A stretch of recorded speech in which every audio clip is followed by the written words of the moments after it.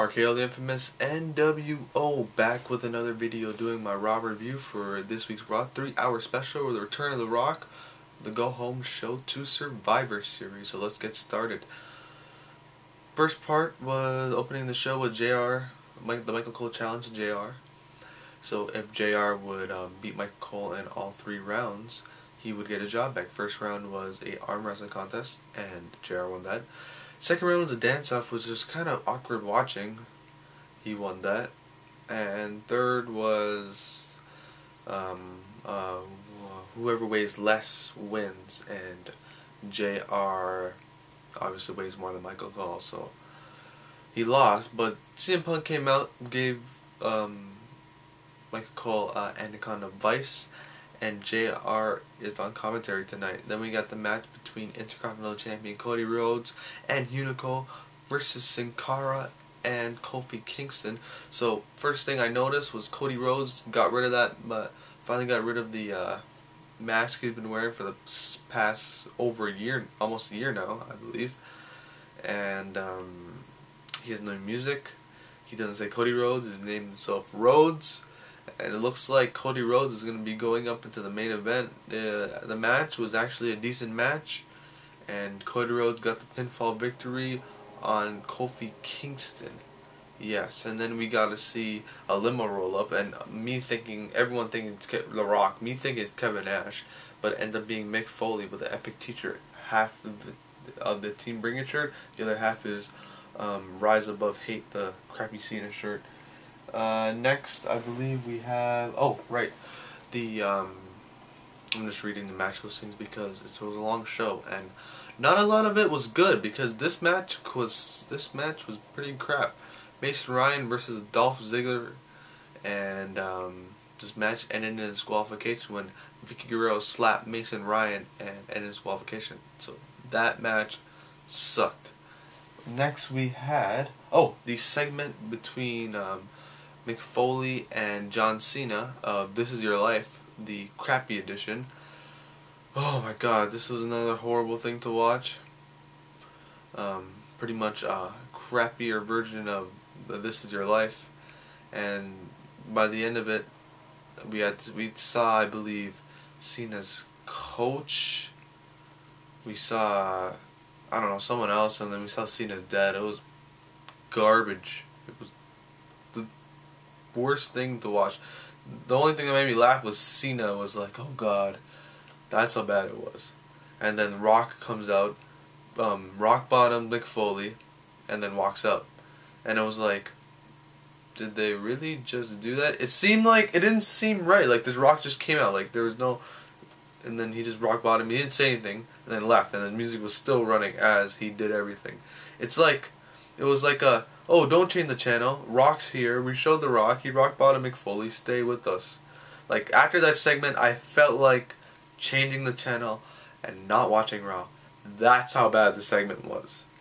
So yeah, it was so random for The Rock to come out, and it was like, did Rock just actually come out and just rock bottom? And it seemed like they sent him out. They were like, "Oh, Rock, go out," so they could keep the viewers. And he's like, he looked really mad. Yeah.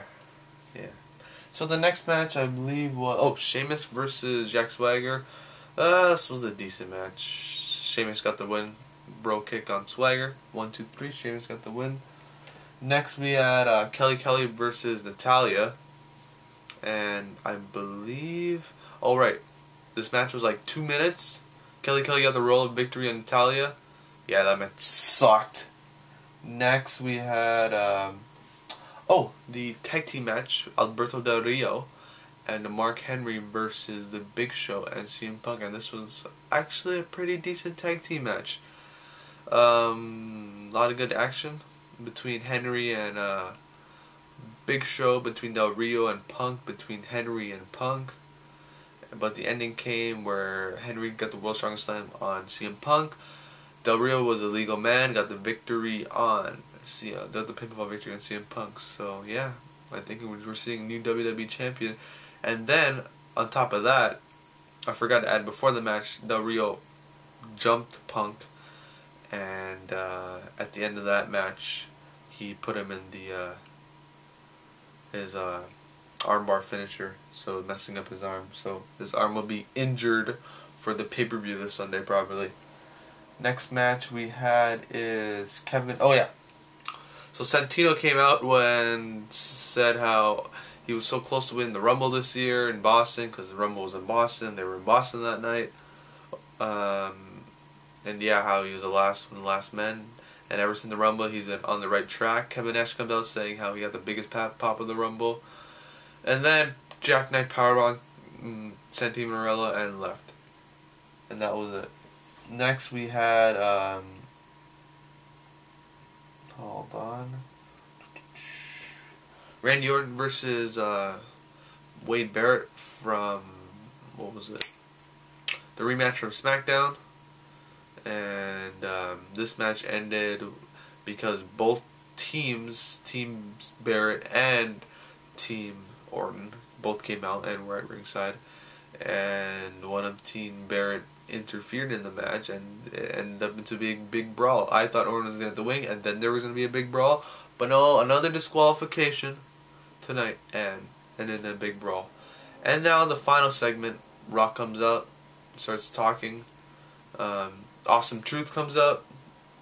They go some back and forth. Cena comes out. Cena and Rock are trying to top each other, and Miz calls out how they're trying to show up each other just like WrestleMania, but yet at WrestleMania Miz beat Cena, and Cena didn't beat Miz, and just gonna happen the same thing on Sunday. And then Rock started beating up R-Truth. Cena started beating up Miz. R-Truth does some epic selling when the Rock starts beating him. I gotta say, it's some hilarious stuff to watch. If you want to rewatch Raw for that one part only, when Rock is laying the smackdown on R-Truth, and Cena beat up Miz. Rock got the rock bottom on R-Truth. Cena about to get the attitude adjustment on Miz. Rock didn't like it, so he pulled Cena out and did the rock bottom of the Miz to show up Cena and walked out. And yeah, that was the end of Raw. Overall, I should have watched this tomorrow. A lot of stuff I could have fast forwarded through was not worth. Raw didn't need to be a 3-hour show tonight. It needed to be a 2-hour show because there was so much commercials, so much useless segments, so much useless matches that ended in disqualification that were meaningless. Tonight's Raw should have been a 2-hour show and a decent go-home show for WrestleMania, for Survivor Series, but not one of the best go-home shows for Survivor Series. Not like last year when they had the old school Raw, and not like the year before that when they were at Madison Square Garden.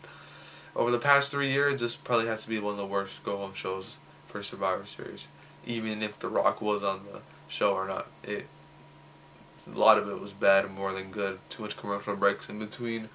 But yeah, that is my review. Thanks for watching. Hope you enjoy. And what were your thoughts of this night's Raw?